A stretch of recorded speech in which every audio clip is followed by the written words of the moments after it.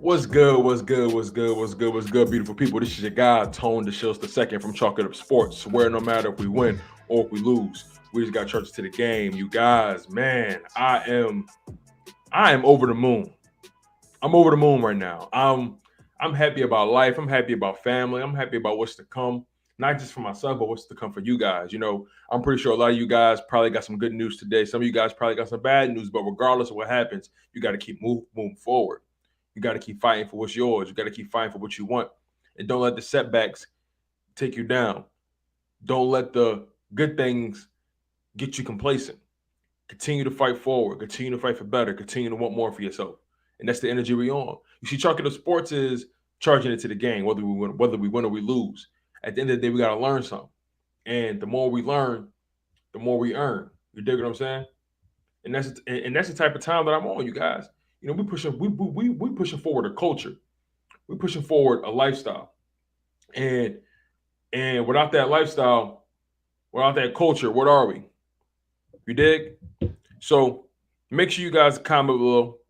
Tell me what you guys think about what's going on in your daily when it comes to the sports. But there's some things I want to talk about with you guys that came across the airwaves, came across the enter of nets, and PFF has been showing the Philadelphia Eagles a lot of love lately. Now they haven't really showed the Philadelphia Eagles love when it comes to the coaching, right? They ranked Nick Sirianni 14th amongst, I believe, 26 or 28 head coaches. The reason they did 28 or 26 head coaches because they knew there were a few head coaches that were fairly new at the job. It's the first year. They haven't shown you anything yet, right? So Nick Sirianni was ranked 14th, but PFF has shown love to the offensive line. Got to give credit where credit is due when it comes to that. We have the number one offensive line according to PFF. Now, look, I always take what PFF says with a grain of salt. That's just who I am. I always take PFF with a grain of salt.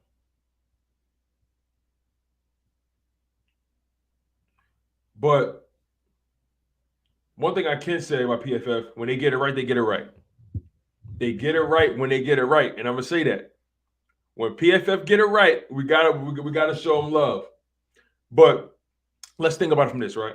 PFF ranked the top 32 they ranked the top 32 receiving cores in the NFL. And the Philadelphia Eagles, you guys are going to be excited about this. They broke them down into about four tiers. Tier one being the elite receiving cores, and then tier two being the strong overall with the weak point or two receiving cores. And they also had tier three, which was could be a strength or could be a weakness. And then tier four was likely a weakness. Now, let's go down the list and we're going to find out where your Philadelphia Eagles ranked amongst the top receiving cores in the NFL. Now, this means that it goes beyond just the wide receivers. This is your tight ends. This is all of that. This is a combination of the wide receiver room and the tight end room because we all know the tight ends have become part of the receivers. There are tight ends in this NFL that are considered to be better than some wide receivers. There are tight ends with linebacker bodies with wide receiver athleticism. You dig what I'm saying? So when you think about it from that perspective, we have to take all of this into consideration. So tier one, the elite. The Cincinnati Bengals were ranked number one. And this is what PFF had to say about the Cincinnati Bengals. They said, no team has a more impressive collection of young pass game talent than the Bengals. Obviously, quarterback Joe Burrow is a big part of that. But the starting wide receivers trio of Jamar Chase, T. Higgins, and Tyler Boyd, those guys are dogs, by the way, that came together last offseason and contributed heavily to Burrow's progression from his rookie season to 2021. Chase established himself as one of the NFL's best deep threats. He had a league-high 8 touchdowns on throws 20-plus yards down the field. And after the catch weapons, third amongst wide receivers in yards after the catch at the position. Cincinnati's decision to reunite him and Burrow also allowed Higgins and Boyd to profile as some of the better number 2 and number 3 options in the league, respectively. And it's so interesting because there was a moment where Tyler Boyd was the number 1 when A.J. Green left. And then they brought in T. Higgins, and Tyler Boyd was still the number 1, and T. Higgins was the number 2. Then you bring in Jamar Chase, and now Jamar Chase the number 1, T. Higgins is the number 2, and Tyler Boyd is arguably number 3. But those guys are interchangeable at the end of the day. Either one of those guys can have a really huge game. Now, number 2, they had the Tampa Bay Buccaneers. The Tampa Bay Buccaneers, they have Mike Evans and Chris Godwin. But here's the justification for the Tampa Bay Buccaneers, even though they lost Rob Gronkowski, Antonio Brown, and OJ Howard. They said Tampa Bay's receiving core isn't quite as talented as it was at full strength last year with Antonio Brown and OJ Howard no longer on the roster, and neither is Rob Gronkowski for now. However, the Buccaneers still have Mike Evans and Chris Godwin, a stellar 1-2 punch when healthy, and added Russell Gage from Atlanta via free agency and tight end Cade Otton in the 2022 NFL Draft. Russell Gage makes a lot of sense as a fit alongside Mike Evans and Godwin. He profiles as a possession receiver who can work the middle of the field from slot or wide alignments. Gage steadily improved his receiving yards per route run from 1.18 in 2019 to 1.96 last season, 19th among qualifying wide receivers. So the Tampa Bay Buccaneers, yes, they are top heavy with Mike Evans and Chris Godwin. And they lost Antonio Brown and OJ Howard. Antonio Brown obviously is doing his thing. OJ Howard to free agency, but they brought in Russell Gage, a very good number 3 option, and they brought in one of the top tight ends in the NFL draft with Cade Otton. Now, let's go down to number 3, the Miami Dolphins. And before I get into the Miami Dolphins, let's get some shout outs out the way. Shout out to my man Monroe Hatcher. He says, Tone Capone, what's good, family? How you feeling, my guy? Good to see you. Drew Johnson, what's going on? Hey, listen, we got 6 people in the live chat. Make sure you guys smash that like button. Also, make yourself known. Don't be in here ghost watching, okay? Comment below. I don't care what you write. You can write, hey, what's up? Hello, I hate you. Whatever it is. Don't be a ghost subscriber. Comment below in the live chat and make yourself known. I'm here to show love at the end of the day. Now, where was I? The Miami Dolphins. They were ranked number 3 amongst the top receiving cores in the NFL.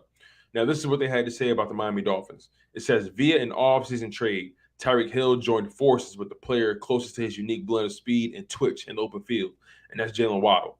You can make an argument that Miami might have one of the more explosive wide receiver rooms, just because, like they said, the speed and the twitch, guys that can turn a short catch into a 70, 80-yard touchdown.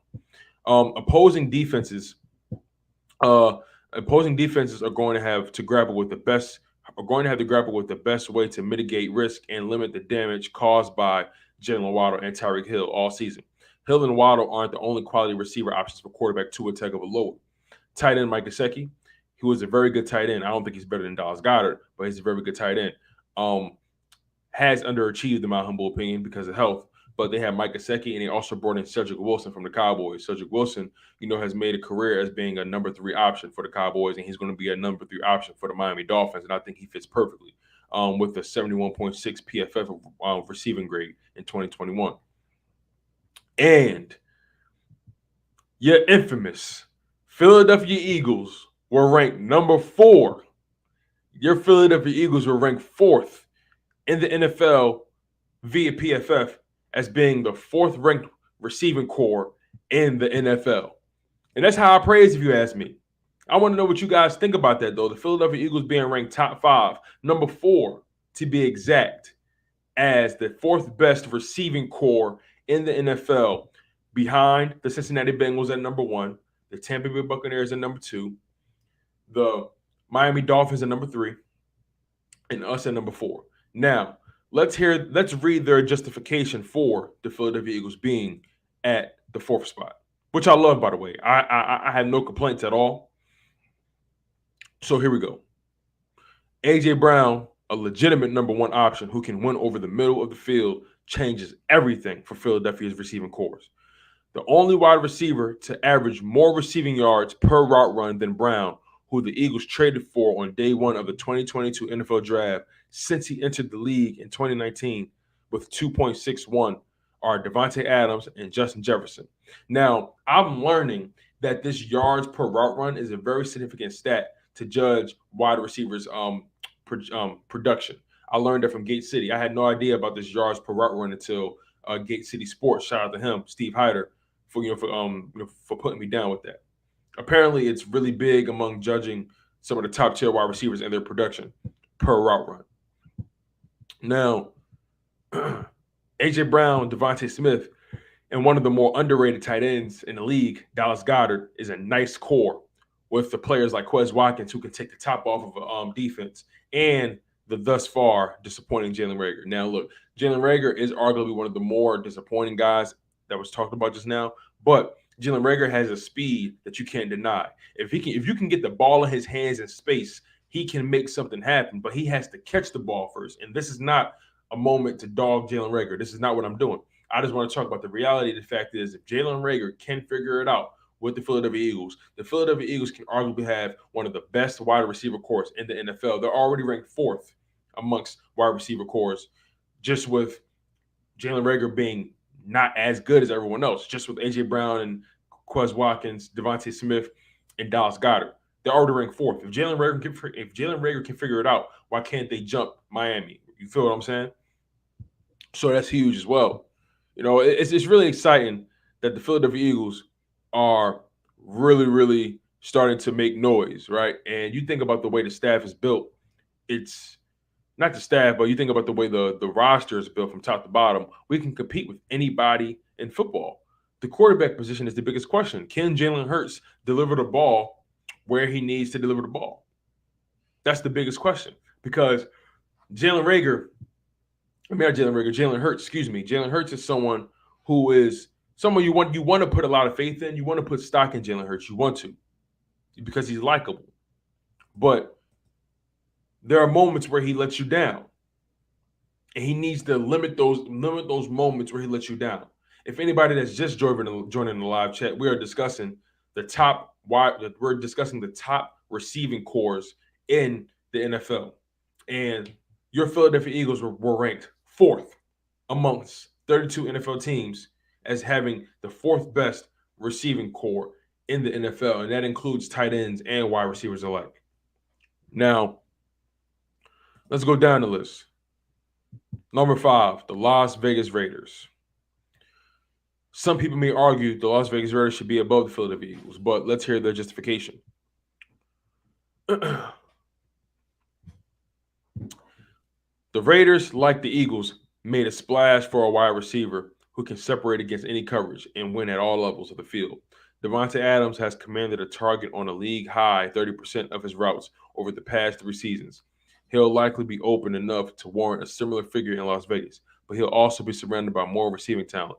Tight end Darren Wallace's play slightly declined as he battled injury in 2021, but he ranked second among tight ends in Pro Football Focus's wins above replacement metric across the 2019 and 2020 seasons. And Hunter Renfrow has developed into a reliable target over the middle of the field for quarterback Derek Carr, leading the Raiders in receiving conversions in 2021 with 51. Also, Hunter Renfrow just got paid. So I think Hunter Renfrow is a very good wide receiver. Devonta Adams is arguably the best wide receiver in the NFL. But that number 3 wide receiver, that is the biggest question mark. Of course, Darren Waller is going to do what Darren Waller does. But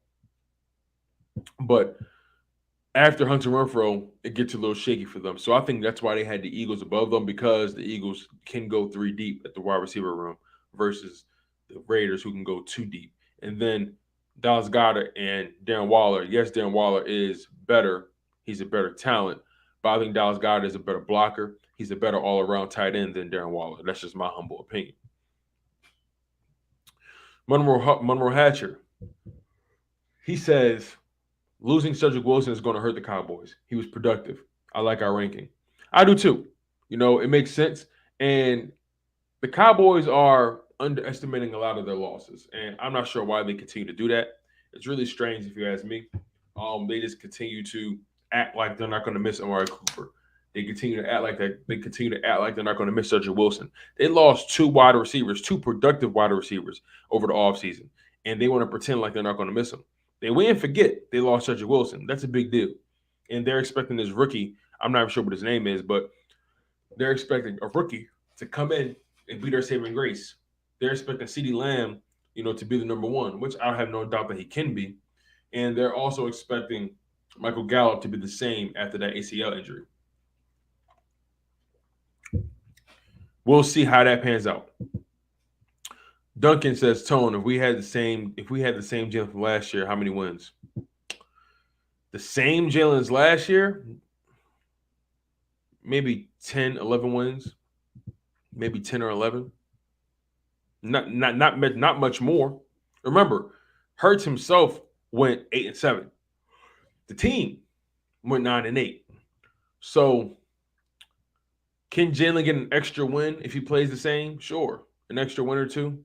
But he can't afford to play the same, especially if he wants to be considered the franchise quarterback going forward. Michi, what's going on, my man? We got 11 people in the live chat. Again, for all you guys that are just entering the live chat, we're talking about Pro Football Focus's we're talking about Pro Football Focus's receiving rankings, receiving core rankings, and the Philadelphia Eagles, your Philadelphia Eagles, were ranked top 5, number 4 to be exact. Ahead of them were the Cincinnati Bengals at number 1, the Tampa Bay Buccaneers at number 2, Miami Dolphins at number 3, and we were number 4. Duncan says, it kills me that Cowboys act like their offense hasn't taken a step back. They're going to continue to do that. That's who they are. They're basically, and then they're at risk at losing. I think his name is Dalton Schultz or something like that. He's their tight end, a productive tight end at that, a top 10 tight end in the NFL for sure. They're at risk at losing him as well because they don't want to pay him. I think they franchise tagged him, but I don't think he's going to show up. But here's the thing, man. Cowboys fans are delusional. They have this assertion that Dak Prescott is just going to elevate all those guys around him, when in reality, the receiving core elevated Dak Prescott. And sure, Dak Prescott does have to throw the ball. He has to be accurate on some level to get those guys in position. That's a fact. But we can't deny how good Amari Cooper made Dak Prescott look. We can't ignore that. We also can't ignore the effect Amari Cooper had on CeeDee Lamb's stats. I was having an argument with Cowboys Fan Talk, CFT. Shout out to him. He's actually a cool dude. But me and him was having a little debate about the fact that Amari Cooper is not going to be missed. We were debating that Amari Cooper did affect. I believe he did affect CeeDee Lamb's production because teams are going to pay attention to Amari Cooper. Like, to act like Amari Cooper is not a threat on the field is just bonkers to me. To act like CeeDee Lamb didn't benefit from being next to Amari Cooper is just blasphemous. It's like you're literally ignoring talent. You're ignoring the obvious because you want CeeDee Lamb to be the number 1 so bad. And we don't even know if CeeDee Lamb is better than Amari. We don't know that definitively. That's what I'm saying. Like we love to think that CeeDee Lamb can be better than Amari. There's no guarantee that CeeDee Lamb is going to be better than Amari Cooper. There's no guarantee at all.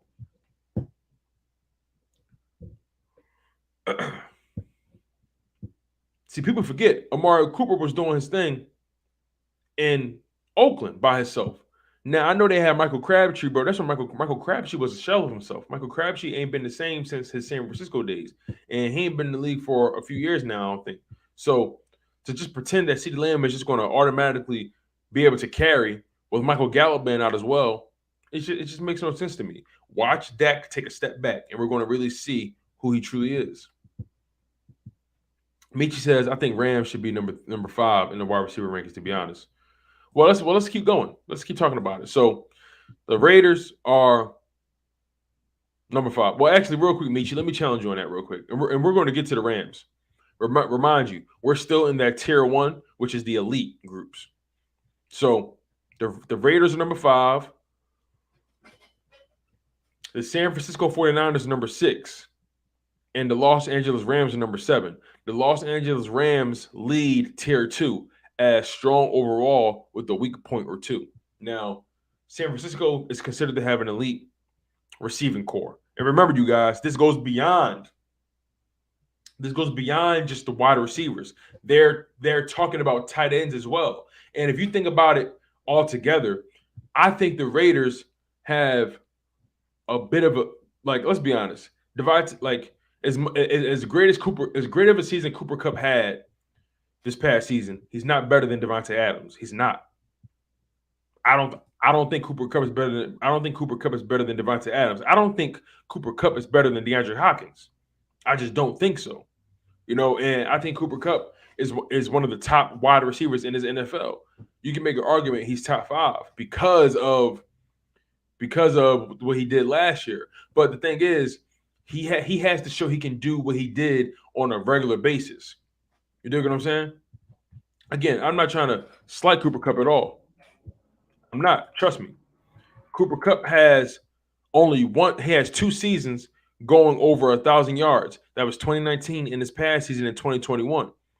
But his rookie year only put up 869, which is good for a rookie, if you ask me, a guy that was undrafted. Actually, he was drafted in the 3rd round, excuse me. A guy that was drafted in the 3rd round out of East Washington. What school is that? But 2017, Cooper Kupp, 869. 2018, 566. He got hurt, though. 2019, 1,100 yards. 2020, 974. Took a step back, but he got hurt as well. And then 2021, he came back. So you can make an argument that if he stayed healthy in 2018 and 2020, he would have had 4 years in a row of over 1,000 yards just because of his pace. But you can't ignore what he's done. But you also can't ignore guys that have been doing it for a long time, like a Devonta Adams. Devonta Adams is better than Cooper Kupp, if you ask me. And also, he had the pleasure of being next to Robert Woods and Odell Beckham later in the season. So we can't ignore that. And also, Tyler Higbee. He's a good tight end, but he's not elite by any stretch of the imagination. Tyler Higbee is not even top 5. He's not better than Mark Andrews, not better than Darren Waller. He's not better than Mike Gesicki. He's not better than Dallas Goedert. He's not better than Dalton Schultz, if you ask me. So, yeah. Now, this is what they said about the 49ers being number 6. They said this number 6 ranking is under the assumption that the offseason rumors surrounding Deebo Samuel end up being water under the bridge. Now, remember, Deebo Samuel did request a trade, but he has shown up for offseason activities. And Deebo Samuel is very versatile. But you have to question, how effective is Deebo Samuel as being a sole wide receiver? Something you got to think about as well.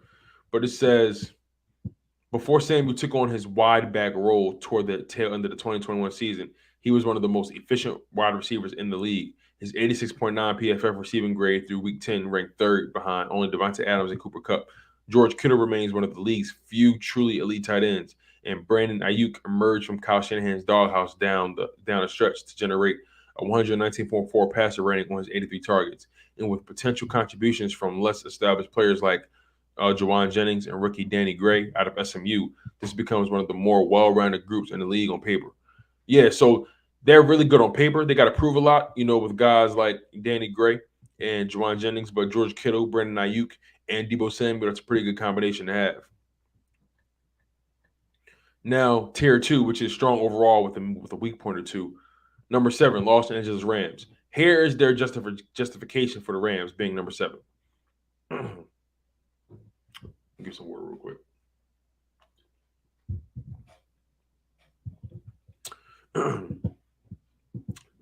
Rams, number 7. They say a potential Odell Beckham Jr. return would bump the Rams into tier 1, but they stick at the top of the tier 2 for now. How high they rise or how far they fall largely hinges on whether Allen Robinson's 2021 season was a 1-year hiatus from the wide receiver he's been for much of his career, or a sign of things to come.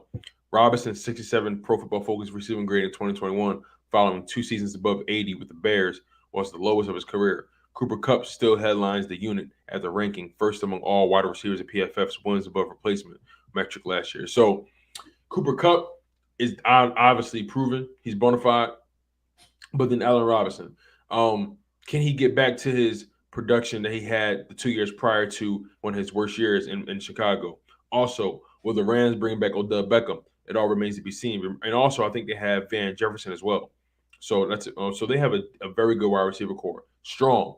but not necessarily elite because they're top heavy. Then the Buffalo Bills. They're ranked 8th behind the Rams. The Buffalo Bills have Emmanuel Sanders and Cole Beasley. Well, I'm sorry. Emmanuel Sanders and Cole Beasley are out in Buffalo.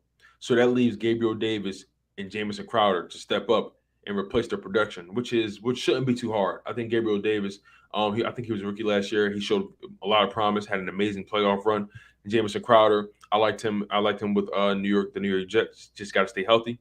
And then they also got Stephon Diggs. Now this is what they had to say.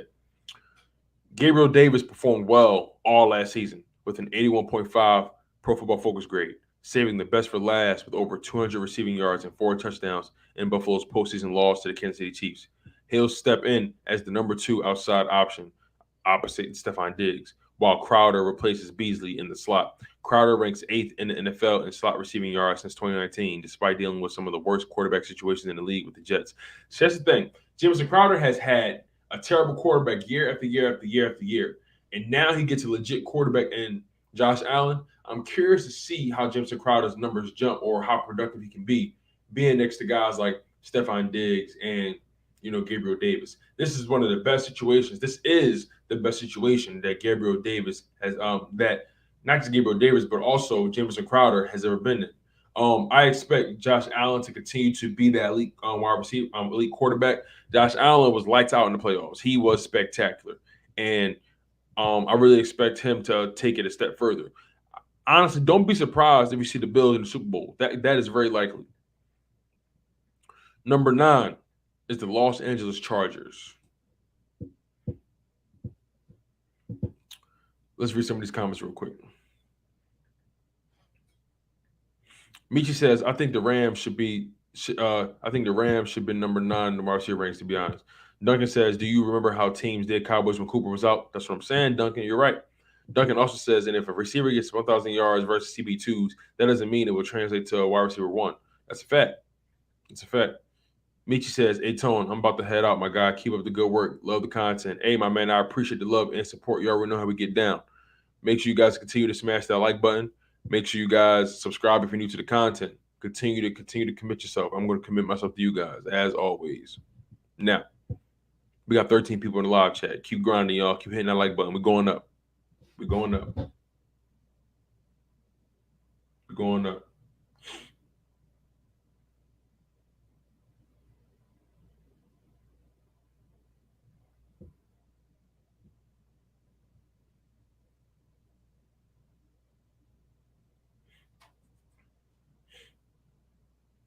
So, where was I? Hey, I am Rafiki. What's going on, my man? He says, just found you, bro. Loving the content. Hey, I appreciate you, Rafiki. Look, welcome to the show. I'm your humble host, Tone DeShields II. You are at Chalking Up Sports, where no matter if we win or if we lose, we just got charged to the game, my man. I'm grateful for you finding the content. Make sure you smash that subscribe button and hit that like button and tell your friends, tell your family, tell your homies. We going up, man. We not just talking about the Philadelphia Eagles. We talking about the Sixers. We talking about the NFL as a whole. We talking about the NBA as a whole. We talking about culture. We talking about life, motivation, inspiration. You getting all of that with your boy right here. So continue to spread that love, man, and hit that like button. And everybody, show some love to I Am Rafiki. Show some love to my man Rafiki, man. He's a newcomer. Make him feel welcome. You dig what I'm saying? Monroe Hasher, he says, everyone is ranking the Chargers so high. I know Herbert is good, but he didn't make it to the playoffs last year, and many are ranking him over Josh Allen and Joe Burrow. I don't get that. I kind of don't get – listen, when I watch Justin Herbert play, I see what they're talking about. But the results have not translated. Now, granted, he's in a very tough AFC, and he's in an even tougher AFC West with the Denver Broncos, the Kansas City Chiefs, with the Las Vegas Raiders. This is tough. It's tough. It's tough. If you put Justin Herbert in the NFC, he's probably number 2 or number 3. Probably number 3. So it's tough. You know what I'm saying? Like I get what you're saying, Monroe. The results haven't matched the talent. They got so much talent on their team. But if you ask me, you know what I think is the problem with the Chargers? I think it's their coach. Their coach has held them back on numerous occasions. In that final game, the winning you win against the Las Vegas Raiders. They also blew that game against the Kansas City Chiefs because the coach made boneheaded decisions when it came to fourth downs and play calling. I really think this roster is underachieving because of their head coach. I think Brandon Staley is a bit overrated. I don't like his decision making at all. But let's find out why they ranked the Los Angeles Chargers as a top 10 receiving core, being number 9 behind the Buffalo Bills at number 8. So they say when it comes to the Los Angeles Chargers, the 1-2 punch of Keenan Allen and Mike Williams is one of the better wide receiver duos in the league.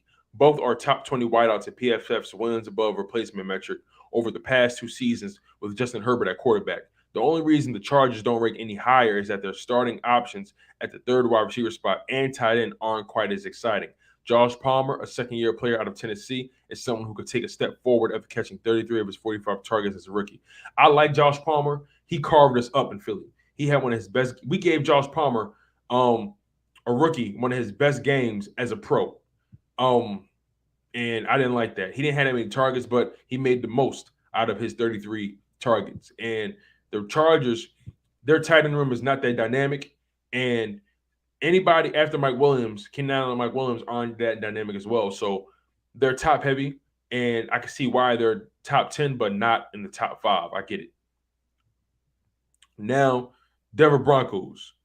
The Broncos receivers have escaped quarterback purgatory following the blockbuster trade to bring Russell Wilson to Denver this offseason. Cortland Sutton, who I love, by the way. I think Cortland Sutton is an underrated wide receiver. He doesn't get enough love, but he needs to stay healthy. Cortland Sutton and Tim Patrick's profile as the type of big, sure-handed targets who can thrive on the end of Wilson's deep throws. Sutton and Patrick combined for 27 receptions, targeted 20-plus yards down the field in 2021 without a drop. Wilson's downfield accuracy will also be a welcome addition for KJ Hamler as he returns from injury. You also can't forget about the X factor in Jerry Jeudy, who has endured an underwhelming first 2 NFL seasons. It's too early to give up on the talent, but it hasn't translated to on-field success for Jeudy. Broncos quarterbacks have combined for just 69.7 passer rating when targeting him since 2020, and that can't be pinned solely on the signal callers. So Jerry Jeudy, he has been underwhelming. He has taken it to another level, and KJ Hamler has been hurt. But Cortland Sutton, Tim Patrick, those guys have shown they can catch those deep balls, and they're big body wide receivers, which is something Russell Wilson loves to target. So it's going to be interesting to see how the Denver Broncos really capitalize by having Russell Wilson. But you know what's so interesting? You know what's really interesting about all of this? Three of the top 10 receiving cores are in the AFC West. That's crazy. You got the Denver Broncos, the Chargers, and the Las Vegas Raiders. 3 of those teams are in the AFC West. But who took a step back at wide receiver? The Kansas City Chiefs. Losing Tyreek Hill is going to hurt them more than they probably realize. But we're going to see if Juju Smith-Schuster can help revitalize his career. You know what I'm saying? We're going to see what happens. But now let's continue with the list. I just think it's crazy that 3 of the top 10 receiving cores are in the AFC West. That division is loaded. That division is loaded.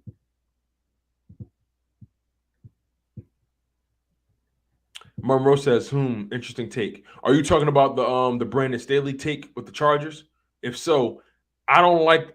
It's something about Brandon Staley that's questionable to me. They should have. I'm gonna be honest. They should have been in the playoffs. They should have been in the playoffs. The Chargers should have been in the playoffs, and the Raiders shouldn't have. I think if the Chargers make the playoffs, they could potentially beat the Chiefs. Beat the Bengals. I'm not saying they would have, but I think the Chargers would have been a better matchup against the Bengals than the Las Vegas Raiders. What do you guys think, though? Is Brandon Staley holding back the Chargers, their head coach? And also, if the Chargers beat the Raiders and they get into the playoffs, could the Chargers have beat the Cincinnati Bengals? would they have been a better matchup from a skill position perspective, from a weapon perspective, from a gunslinging perspective? I think if the Chargers get in, I think they beat the Bengals. I really think they do. I love Justin Herbert.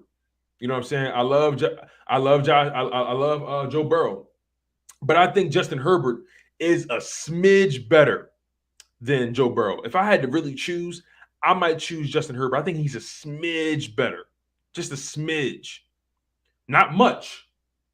It's a hair, it's a piece of paper, it's a figment, it's a follicle. I don't think. I think Justin Herbert is a smidge better than Joe Burrow. I think he has a better arm. He throws with better velocity for sure.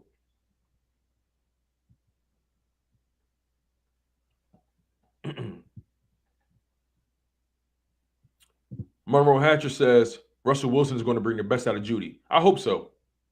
I really hope so. Rafiki says yes and yes. Monroe says yes. So you guys are agreeing that Brandon Staley is holding them back, and also the Chargers would have been a better matchup.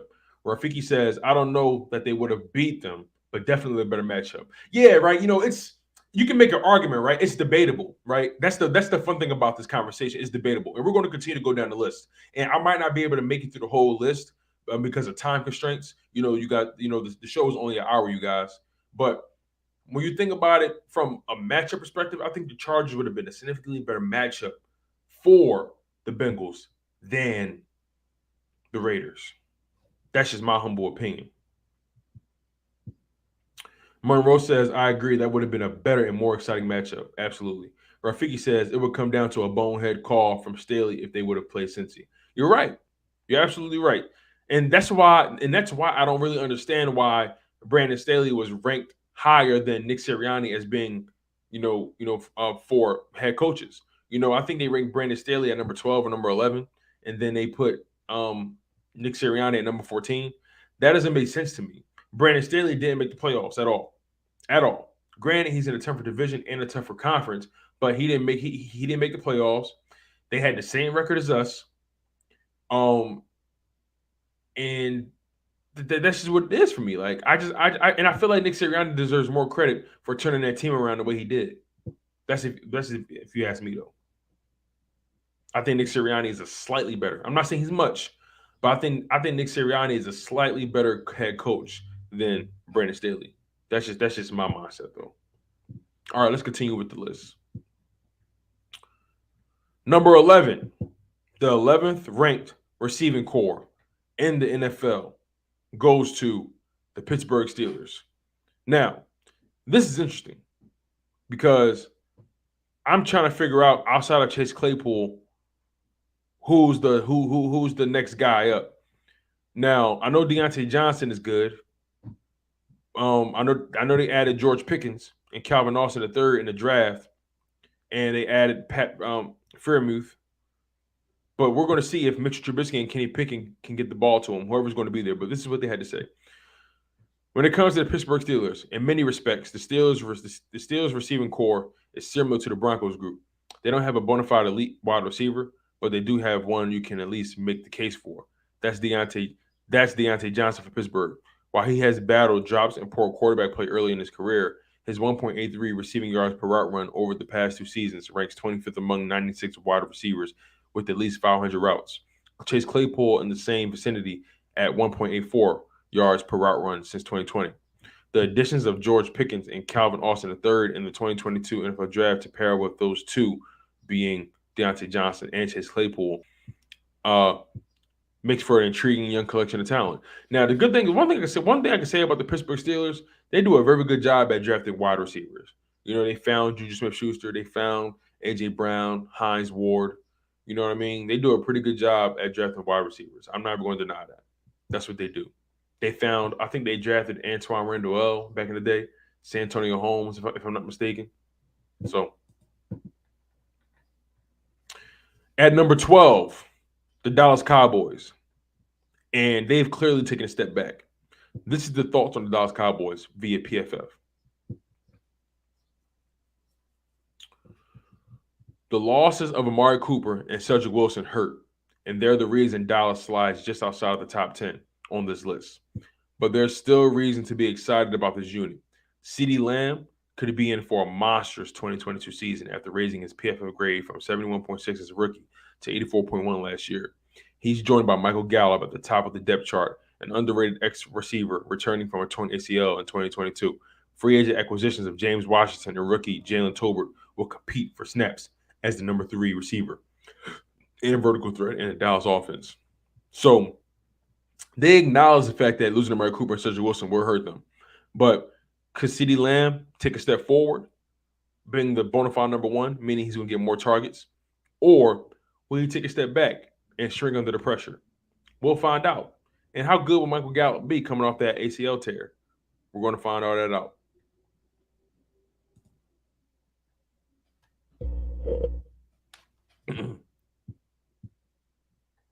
All right. Here we go. Let's read some of these comments. Rafiki says, Ebron, do they still have him? I don't know if they still have Ebron. That's a good question. Let me find out. We'll see where Ebron is. That's a good question, Rafiki. Eric Ebron. All right. Eric Ebron currently. Okay, he still is on the Steelers, I believe. Yeah, I think he's still on the Steelers. Let me double check, though. Let me just double check, y'all. So, actually, they don't have Ebron anymore. Where is Eric Ebron now? Let's find out what team he plays for now.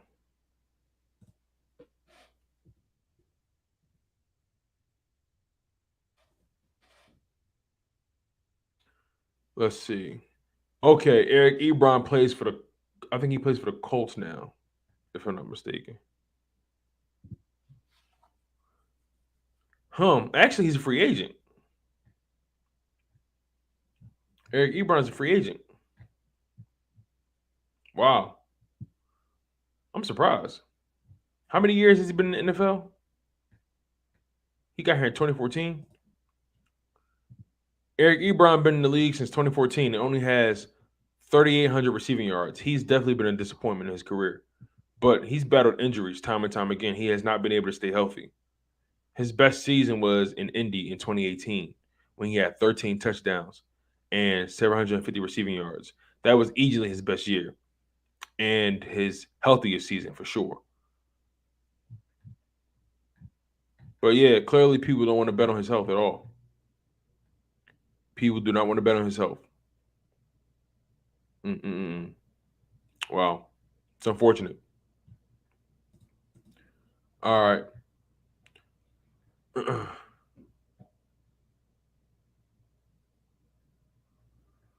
Monroe says, yeah, the Steelers receivers always been on point. Yep. Monroe Hatcher says Gallup might not be back until October or November.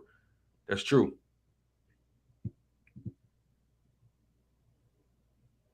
Yeah, Ebron is a free agent, you guys. Yeah. But let's go forward. So after the Dallas Cowboys at 12, you had the Seattle Seahawks. You had the Seattle Seahawks at number 13 as having the 13th ranked receiving corps in the NFL. Now, they have DK Metcalf, who is currently holding out, and they have Tyler Lockett. And it says DK and Tyler Lockett will have a far tougher time in 2022 without Russell Wilson. No quarterback has graded higher on throws 20-plus yards down the field than Wilson over the past 5 seasons, which is played to Metcalf's and Lockett's strengths. However, that wide receiver duo still looks to be the strongest point on Seattle's roster entering the next season. Lockett and Metcalf rank 14th and 19th, respectively, in PFF receiving yards since 2019 out of 133 qualifiers at the position. Wow. Top 20 guys. Seattle also added Noah Fant at tight end, which is huge. A position that could become more involved in the team's offense with the new quarterback as part of the trade with Denver. So Noah Fant is definitely an upgraded tight end for those guys. But losing Russell Wilson changes everything. I'm surprised the Saints aren't higher, but I think I understand because Michael Thomas has been hurt. You don't know what he's going to be. Jarvis Landry gets hurt. You don't know what he's going to be. And then you got a rookie in Chris Olave that's putting a lot of stock in. And you still want to see if his game translates to the NFL. But this is what PFF has to say about the New Orleans Saints and their receiving corps. Make sure you guys smash that like button. We're doing all right so far today. It's Friday. Happy Friday, man. Hope you guys got a lot going on.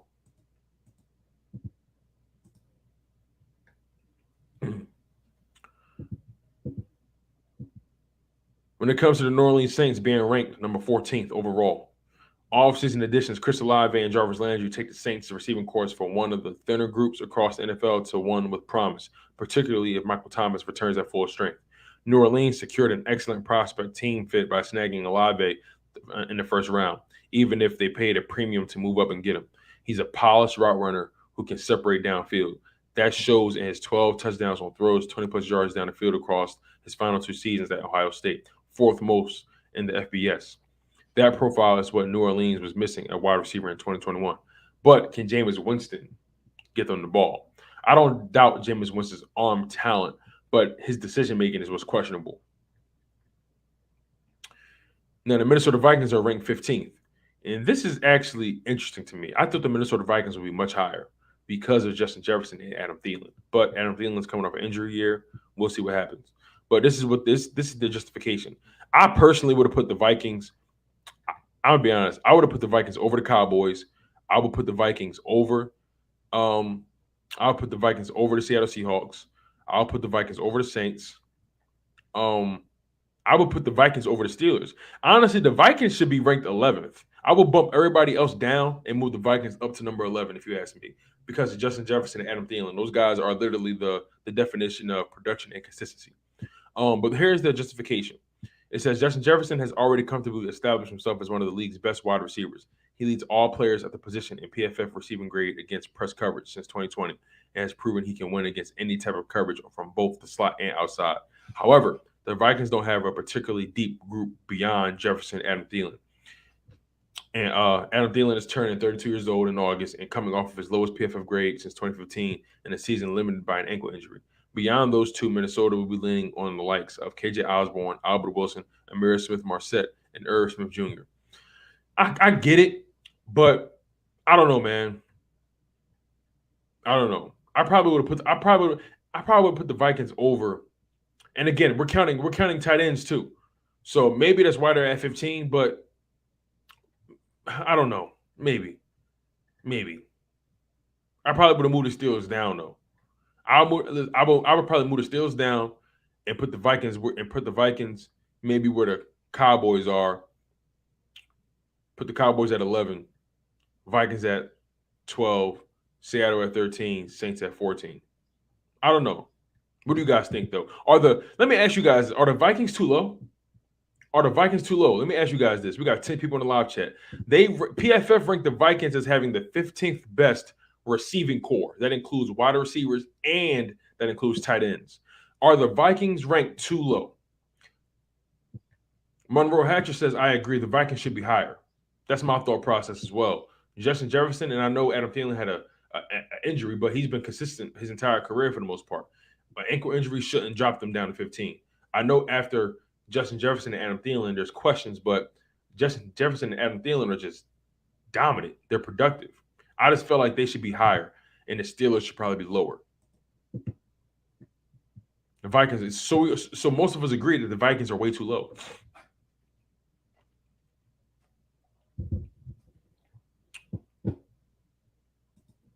All right, let's move on. Ranked 16th is the Arizona Cardinals. And remind you guys, 16th is the last in the Tier 2 group. Remember, the Tier 2 group is strong overall with the weak point or two. So all these teams I've named so far are Tier 2. Let's recap real quick before we go into the final Tier 2 team or the final Tier 2 receiving core. Let's recap. So Tier 1 elite receiving core is Cincinnati Bengals, Tampa Bay Buccaneers at 2, Miami Dolphins at 3, Philadelphia Eagles at 4, Las Vegas Raiders at 5, San Francisco 49ers at 6. That is the end of Tier 1 being the elite group. Then Tier 2, which is the strong overall with the weak point or two. That's the Los Angeles Rams at number 7, Buffalo Bills at number 8, Los Angeles Chargers at number 9, Denver Broncos at number 10, Pittsburgh Steelers at number 11, Dallas Cowboys at number 12, Seattle Seahawks at number 13, New Orleans, New Orleans Saints at number 14. Minnesota Vikings at number 15, who I think should be higher. Arizona Cardinals at number 16. And let's hear the reasoning behind Arizona Cardinals being number 16. It says here the Cardinals receiving core for 2022 moves up or down depending on how much you want to factor in DeAndre Hopkins' 6-game suspension. That is a big deal. Arizona's offense ranked 4th in expected points added per play for the 10 weeks that Hopkins played, dropping to 18th in the weeks he missed. His presence in the lineup matters. The addition of Marquise Brown via trade, Kyler Murray's college teammate, should help. Even if the trade looked like an overpay on the surface, Brown should fit in nicely to the vertical slot role occupied by Christian Kirk in 2021. The Cardinals have also put together 3 quality tight ends in Zach Ertz, Matt Williams, and Trey McBride, who will allow them to mix and match personal groupings. Honestly, they forgot about Rashad Bateman, AJ Green. I think the Cardinals should be a little higher. Look, I'll admit, I think the Vikings and the Cardinals should be a little higher. And I think it's tough. It's tough. It's not easy to do this, I'll be honest. But because of D-Hop's suspension, that hurts them big time. And Marquise Brown had a lot of drops last year. So we'll see what happens.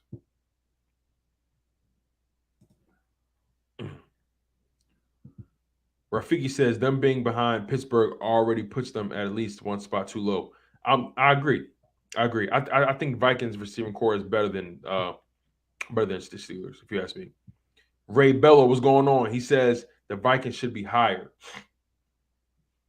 I agree. All right, let's get to tier 3. Tier 3 could be a strength or could be a weakness. So this is that middle of the pack group. So tier 3 begins with the Washington Commanders at number 17. All right, we got about 9 more minutes left in the show. Let's try to fly through these. Washington Commanders are ranked number 17. Washington's receiving core has been Terry McLaurin and not much else after that. That has a chance to change in 2022 with the healthy Curtis Samuel in the first round of Jahan Dotson in the fold. Dotson is a sudden route runner who plays bigger than his size with the way he attacks the football in the air. A 5.1% career drop rate doesn't hurt either. The hope for Washington will be that Dotson and Samuel free things up even more for McLaurin, who has already averaged 1.9 receiving yards per route run for his career despite bottom of the league quarterback play. Yeah, that's the thing. Terry McLaurin has always played above his pay grade. He's always played above his quarterback as well. Number 18, the New York Jets. This is going to be a big year for Elijah Moore, by the way. But it says there's some projection in this ranking, given the Jets' 2 young receivers have yet to fully establish themselves in the NFL. Elijah Moore earned a 73.8 Pro Football Focus receiving grade as a rookie, but he could very well make a year or 2 leap alongside quarterback Zach Wilson. Like Moore, Garrett Wilson isn't the biggest target. However, his ability to create separation before the catch and additional yardage after the catch with his shiftiness in the open field should have an immediate impact on this offense. It's a well-rounded unit as well. Wide receiver Corey Davis and offseason acquisition CJ Uzama and Tyler Conklin at tight end add some veteran presence. This could end up being too low a ranking if everything clicks. That's if, though. If Zach Wilson can figure it out. All right, number 19. Wow, the Kansas City Chiefs took a fall. Wow. This is crazy. Losing Tyreek Hill was a big deal, man. Can't pretend that it wasn't. All right, so Chiefs were ranked 19th. The Chiefs had to give in somewhere on the roster after handing out a lot of big contracts over the past several off seasons, and they opted to do so at wide receiver. One doesn't simply replace what Tyreek Hill provides to an offense, but Kansas City attacked the position with several different skill sets, acquiring Sky Moore, Juju Smith-Schuster, and Marquez Valdez-Scantling. It remains to be seen how those pieces, along with returners like McCole Hardman, fit together. Travis Kelce remains the star of the unit, though. His 85.0 PFF grade ranked 4th at the position in 2021. So they took a major hit losing Tyreek Hill. They also lost Sammy Watkins and Byron Pringle. But they brought in a rookie Sky Moore who has a high ceiling but a very low floor if he can't stay healthy. And then you got Juju Smith-Schuster who's looking to revitalize his career in KC and potentially go after a championship. And then you bring in Marquez Valdez-Scantling from the Green Bay Packers who earned his stripes with Aaron Rodgers. So all those guys essentially are reliable targets, but they still have a lot to prove with a lot of young guys in there. And again, can Patrick Mahomes elevate these guys? We're gonna find out.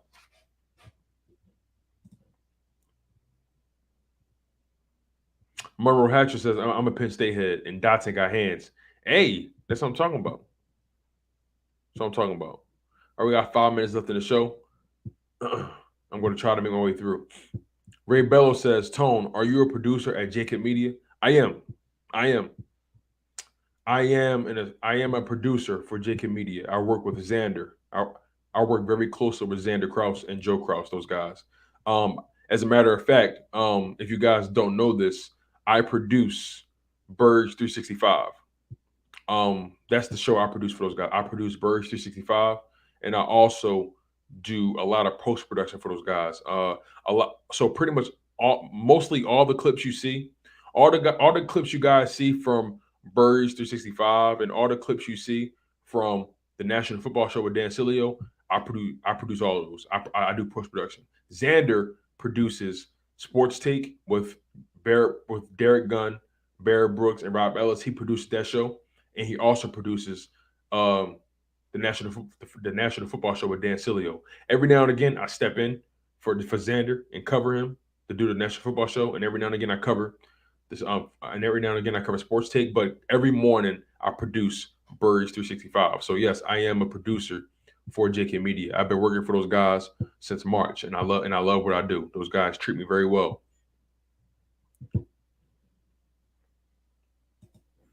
All right, so number 20 is the New England Patriots. The Patriots receiving core contains plenty of nice complementary pieces, but it still lacks a true number one wide receiver who quarterback Mac Jones can rely on to beat man coverage in key situations. Devontae Parker comes in from Miami to be one of New England's top options on the outside, but even he failed to top an 80 PFF grade or 2 yards per route run in his best season with the Miami Dolphins. One storyline worth watching is whether the Patriots can get tight end Jonnu Smith more involved in their offense after giving him over $30 million guaranteed last offseason. Jonnu Smith appeared in 16 games during the 2021 season, but ran only 158 routes, 52nd at tight end, and posted his fewest receiving yards, 294 since 2018. Wow. Was he hurt or something? That's terrible. New England's receiving core is very, very shaky at best. The Detroit Lions, ranked 21. All right, you guys. I'm going to do the Detroit Lions, and we're going to stop there. The Detroit Lions, it says, the Detroit Lions is ranked 21. It says this receiving core is on the rise. The Lions have 2 solid pieces returning from last season, T.J. Hockenson and Amon-Ra St. Brown, and also added a few more options in the draft and free agency, specifically players who could stretch the field. DJ Chark Jr. brings a unique combination of size, being 6'4", and the speed with a 4.34 40-yard dash, and Jameson Williams' impact can be seen in his production against a seemingly infallible Georgia defense last year. That infusion of speed was necessary for a Lions offense that ranked dead last in average depth of target in 2021. So the Detroit Lions, they have a very good receiving core that can really explode. They can easily crack that top 15 of receiving cores if everything pans out. But you guys, I'm going to stop there. I really appreciate all the love and support you guys give it to the channel, man. You guys are awesome. You guys continue to like the content. You guys continue to share. We continue to find newcomers on the channel as well. You guys are dope, and I really don't take it for granted. You know, it's humbling to be here with you guys. It's humbling to be able to just talk sports and just be myself. And I really appreciate you guys just, appreciating me and opening your arms to me and allowing me, in your homes. You know what I'm saying? Allowing me on your phones, on your devices, listening to me. I don't take it for granted at all, you guys. You guys are truly, truly awesome. So wherever you guys are listening, if you're at work on your lunch break, getting off your lunch break. If you're at home, dealing with the kids. If you're in school, getting out on the school bus, like my man Jinx Wolf, just getting on the school bus. Wherever you are, wherever you're listening, I appreciate you guys, and you guys have truly, truly been amazing, man. And I do not take it for granted, and I'm just humbled by this experience. But I'll leave it at that, you guys. I am your humble host, Tone DeShields II from Chalk It Up Sports, where no matter if we win or if we lose, we just got charges to the game. One love, stay humble, stay healthy, most importantly, stay hungry. Smash that like button, and fly Eagles fly.